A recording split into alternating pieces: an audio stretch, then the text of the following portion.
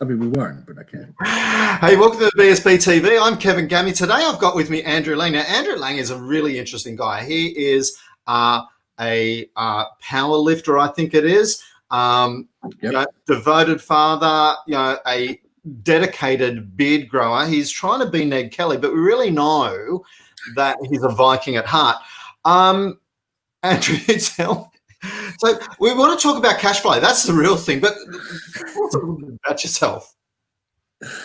Sorry, that took me off balance, but that's okay. Okay, so obviously, hi, I'm Andrew Laing. I have an accounting firm based at Brendale in Brisbane, near Strathpine. Like Kevin said, I'm a competitive powerlifter. I compete nationally now. I work with businesses all over Brisbane, all over Australia, doing all sorts of things, including like what we're going to talk about today, cash flow, and business performance, business structuring, tax advice, all those sorts of fun things. So Andrew is downplaying his accounting expertise, but he is a really cool accountant from all the things that I've heard. Now, national powerlifter, that doesn't happen in 3 minutes. No, that's I started training. I think it was about 2015. Was my first competition at a gym at Virginia called Valhalla, or it was PTC Brisbane then, and did a horrendously low total. And then my most recent comp was literally the day before all the gyms closed this year, which hey, you've got the comp in. Better than being the day after the gyms closed and the whole thing being cancelled, that's for sure. Yeah, and that's true. But I was lucky. I ended up setting the GPC squat record for Australia that day. So what's a GPC? GPC is our Global Powerlifting Committee. So it's just a federation. So how much did you squat? 385 kilos. So for all those that are complaining about doing the 19th and 20th squat at the gym of your own body weight, do that plus 300 and what? 385. 385. So basically for me, that would be, by the time I've done about 5 squats, I'm almost there. And I'm complaining about that. Anyway, so we won't talk about that. That's not what we're here. We're here to talk about cash is king or queen. You can have whatever you want. And you've got 5 tips in relation to that. What the thing that I think is really incredible. Somebody who is that dedicated to their powerlifting has also been equally as dedicated to their accounting career and learning and making sure that they can provide the best possible advice. And that's why I wanted to have a chat with you about these things. You've got 5 quick tips to help people make sure that they always have cash flow, because we've all been, I'll correct that. Many of us have been in a situation where you're struggling in business, and not because you're not running a great business, but because you don't have any cash.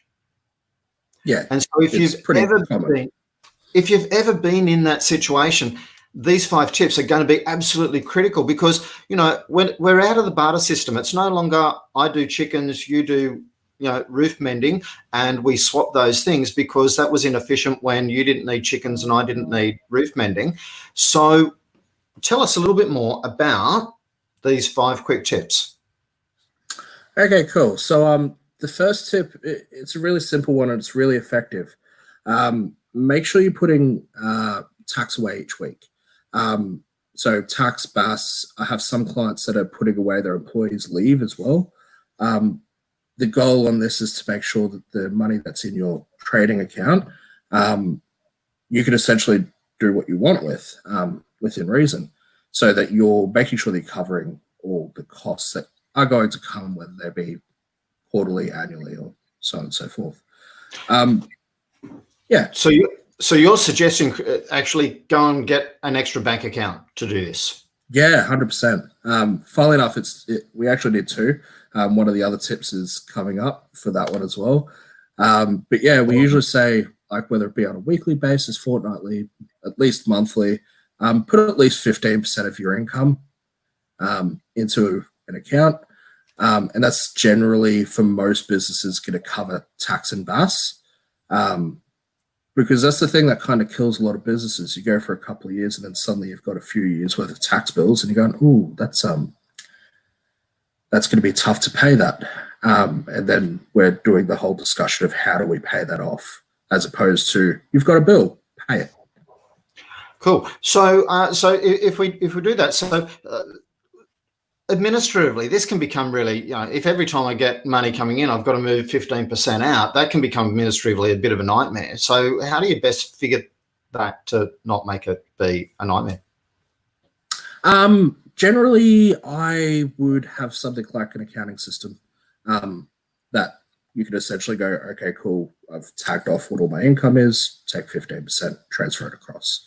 Funnily enough, that's one of the other tips that we've got. Stay on top of your books. By keeping on top of your books, not only can you make sure that you've got tax aside, but you can make informed business decisions. Far too often people go, oh, I'm going to do this because it's a good idea, but they haven't realized that they've made a loss for that month and it's really not the best time to do it. Or they don't realize they've made a loss until the end of the month.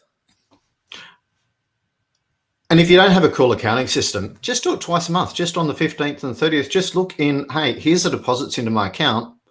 What's 15% of that? And move it across to your mystery account. Yeah. You can even call the other account whatever you like. Call it the not so fun account.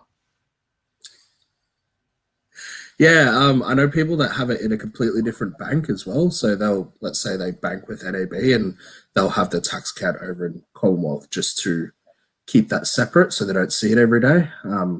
Because the downfall is when people go, oh, I've got this $3,000 bill. Oh, I'll just take it from the tax account rather than, chasing your debtors or something like that.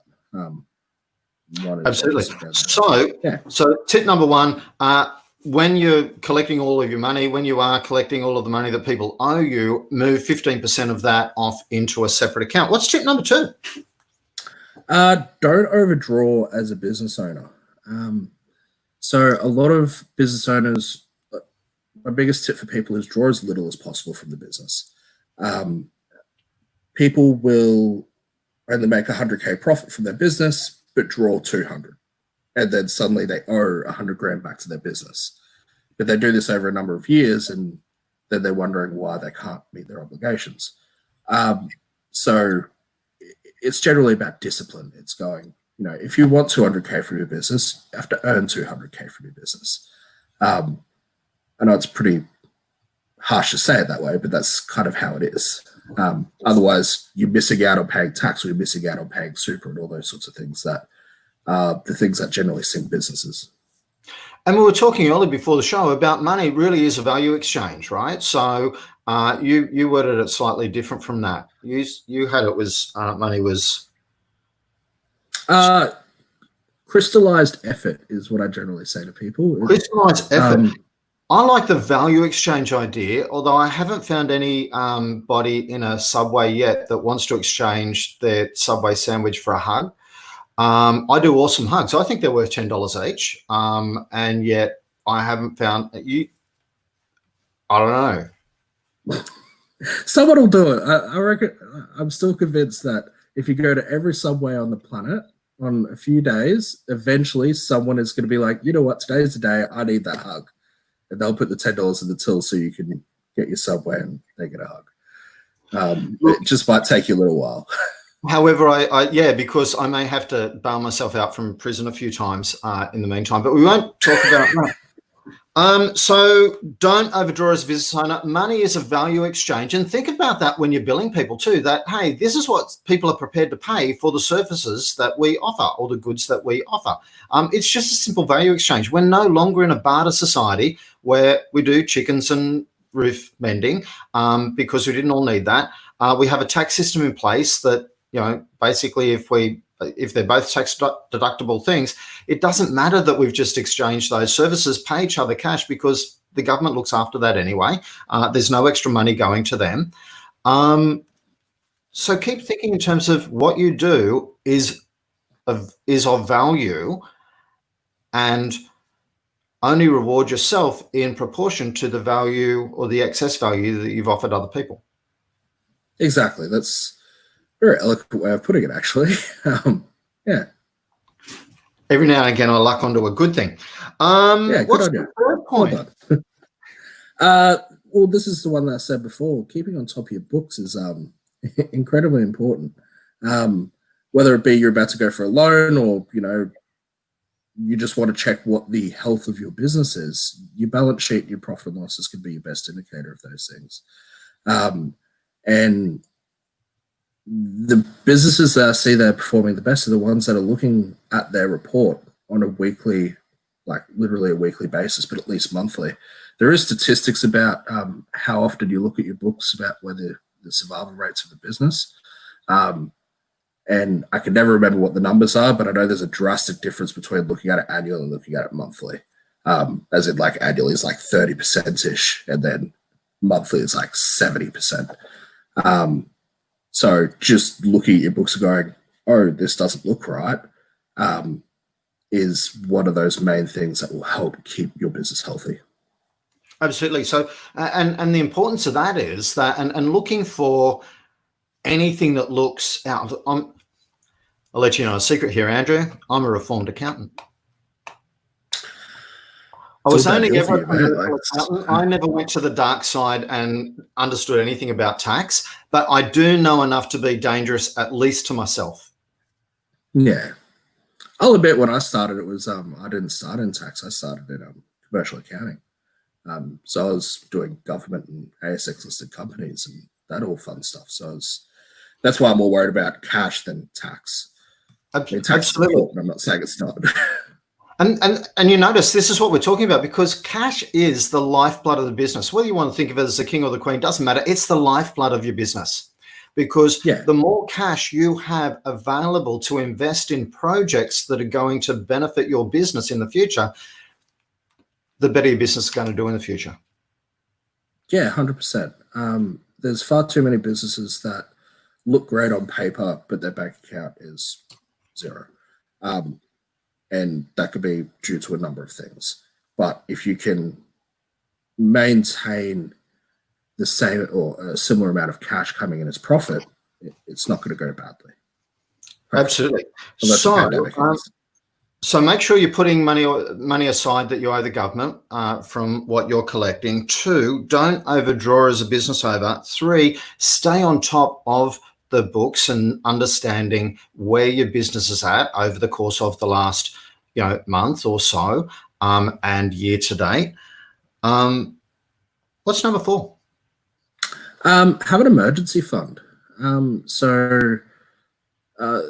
There's some different terms that people use for this. I don't know if I'm allowed to say it live. You are allowed to say. Okay, cool. Okay, cool. But basically, it's an oh shit fund. That's how we leave things out on the show. Oh, cool, sweet, thank you. I'm like, oh, did I cross that magic line? But essentially, this is the fund that you something happens, you've had an economic downturn, it's Christmas time, or you suddenly find yourself in a global pandemic, or you have a business opportunity or something fun like that. So generally, we recommend that at least 5% of your income is going into those accounts, into that account. So at the same time, you're doing the tax one. So 15% to tax, 5% to emergency fund. So 15% off into your owe the government this money fund, and 5% off into the one day I might need this emergency fund. Yeah. Which is cool. So it sounds really similar to what this guy, Mike Michalowicz, talked about in his book, Profit First, and having different bank accounts for different things, and, taking your profit out first. So if you think about 5% of your turnover as being your profit that you just leave over to the side, to start with, then it's a really cool opportunity for you to, if there is an emergency, you can dip into that, or alternatively, at the end of the year, that might be good enough and you might be able to reward yourself with some of it as well. Yeah, 100%. It's funny to say about, I can never say his last name, but the fellow that wrote profit first. Because he wrote it quite well, because it's something that we learn in university, and often we struggle to articulate it to clients, how important it is, because it seems so straightforward to us. It's like, why don't you do this? It's similar to barefoot investor. It's like, we know it. This person just wrote it a hell of a lot better than we could say it. So like, that's why I'm a fan of books like that, because that's kind of where we fall over sometimes, being able to explain our craft. Here's the funny thing. You see, the barefoot investor was such a big thing that I went real anti, oh, look, and so I need to get that. Cool. So one, make sure you're putting aside your money that you owe the government from your invoices appropriately. Two, don't overdraw as a business owner. Make sure that you're only recovering the value, the excess value that you have, that you're putting into the business. Three, staying on top of your books. Four, create a little emergency fund for that rainy day or global pandemic, whichever comes first. And five is... don't overextend your business. And I know this is really vague. I didn't know how else to put it. But the amount of times that we see people, like the prime example is someone will get a lease for an office for 50 people and they have 5 staff. They're planning for a business that's a lot bigger than what they have now, and that's great. I'm big on ambition and sustainable growth of a business, but growth has to be sustainable. You can't be paying out all your profit to a lease or to other costs and associated with that without having the associated income, because that's the thing that's either going to stifle the growth of the business or sink it, because you've overextended. You've put yourself in a position where you can't make lease payments or rental payments because you don't have the income to support it. So the biggest tip there is... And after the global pandemic, nobody wants to sublease property anyway. Everyone's working from home. So. Yeah, I'm at home right now. Our office is open, but I decided to do this from home, so I didn't have staff running around me.